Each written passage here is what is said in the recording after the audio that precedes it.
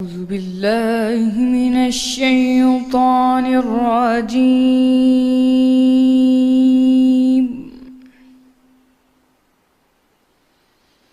بسم الله الرحمن الرحيم.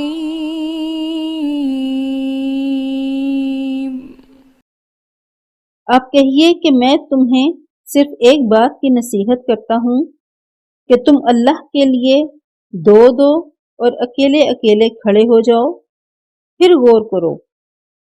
تمہارے رفیق کو متعلق جنون نہیں ہے، وہ تو تم کو عذاب سخت کے آنے سے پہلے صرف ڈرانے والا ہے۔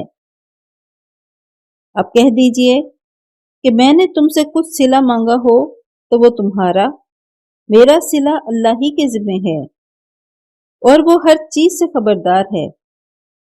فرما دیجئے کہ میرا پروردگار اوپر سے حق اتارتا ہے اور وہ غیب کی باتوں کا جاننے والا ہے۔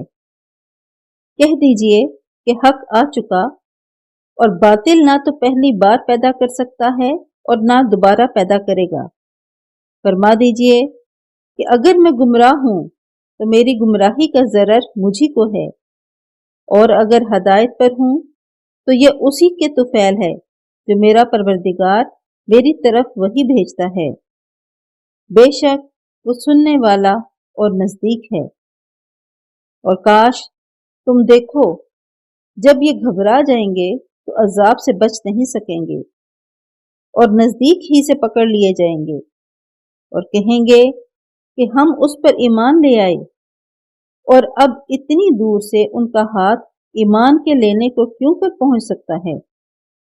اور پہلے تو اس سے انکار کرتے رہے اور بن دیکھے دور ہی سے زن کے تیر چلاتے رہے، اور ان میں اور ان کی خواہش کی چیزوں میں پردہ حائل کر دیا گیا، جیسا کہ پہلے ان کے ہم جنسوں سے کیا گیا۔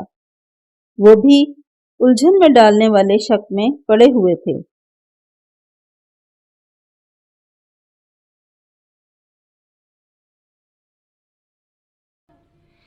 صدق اللہ